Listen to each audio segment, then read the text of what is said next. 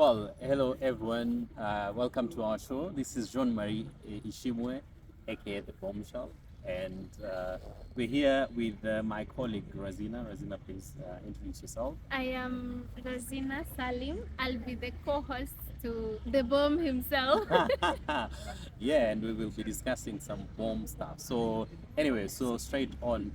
Topic of our day is about cost of living, but basically tying it to the university students. I know most of the time, university students, as much as they are studying, they're also trying to find their ways to get money to buy stuff, to buy their own things that they need.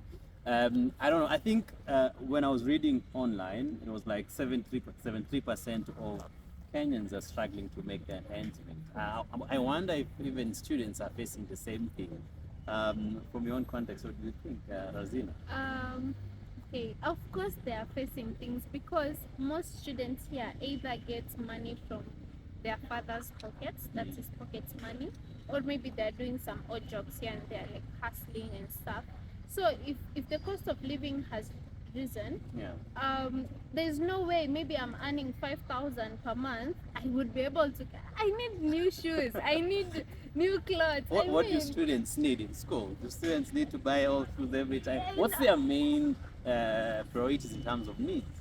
Okay, first of all, I think data, but data is given for free. Okay, like a phone, Yeah. a laptop, because right now without a laptop, You can't do anything. especially doing exam, Yeah.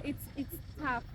But there are so many things a student would need, and the cost of living it's just crazy out here because taxes everywhere. Now even using the highways will be taxed. That means fares are high. Yeah. So if maybe I'm commuting to school, that means I have to pay so much fare. And if I'm getting maybe a pocket money of 200, and here how the food is so expensive, especially in Klabu right now, chapos are going to 30. Wow. So yeah, it's really tough. It's really tough, yeah, and I think the thing about cost of living, sometimes we think it affects other people who perhaps have families and all these things, but actually from this new research shows that 18 to around 25 of the populations are the one who are facing the most, and I think the students and university students are part of that lot.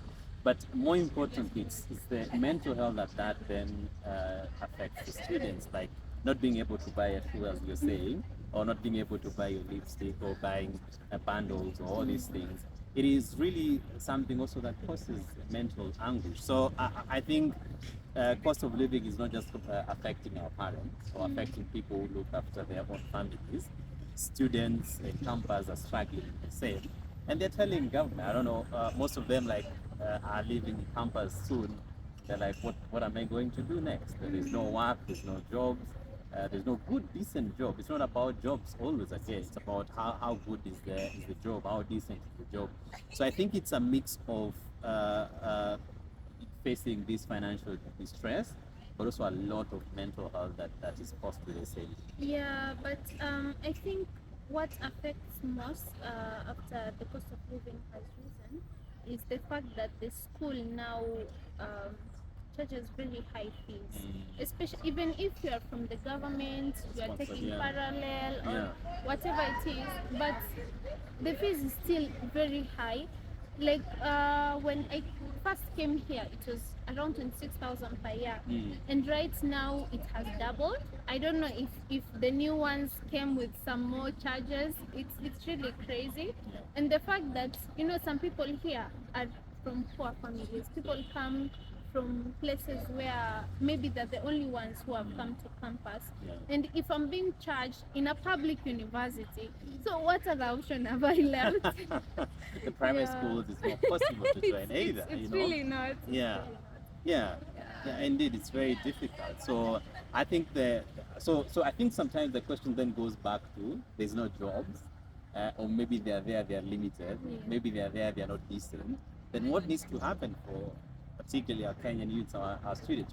What do we need to do to move out from this situation? Yeah, and there was this time when there was online jobs for writing, but then a few moments later, after it had peaked, the government was like, "Oh, it's not it's not legal. I don't know. People also give money and they're not paying taxes. Even influencing. People are now struggling to do content creation, but the fact that even them are being told that that is an illegal way of earning because you guys are earning money without being taxed. Yeah. So you need to be taxed. I mean, I what actually, more? and it went to the parliament, They're discussing so about bad. this. Yeah, it's Mm. really difficult. Well, I think life is how it is, but sometimes government has to do better. So I think youths have to come out with stronger voices. I mean, particularly in schools, I think we cannot be sitting in a place where we get our fees hiked and we cannot. I don't know what's your opinion. I don't see students becoming more vocal even when something like school fees is raised and there's high cost of living. Yeah, it was raised. Not Just much now. as not as much as it should be Okay, raised. like in the University of Nairobi, I think all kind of demonstrations were quelled by the fact that uh, you cannot mess with our lawyers. But anyways, yeah. Okay. Good stuff. Anyway, so youths are the future leaders. Actually, they are today's leaders, and university students are part of those youths that will change Kenya and will be part of making Kenya the great Kenya. And so I think we just need to work out as a country how to make sure that youth continuously are able to transition to work, but also get decent jobs. So this conversation has been interesting with me and Razina. Thank you very much for being my co-host. Inviting me. Thank you very much, and we should do it more again. We should do even course. this conversation can't go for a whole day. It's about our finance. It's about our lives. So anyway, thank you very much for listening to us. I've been your host, Jean Marie Ishimwe, And I've been your co-host, Salim Razina, and I think this is goodbye. okay.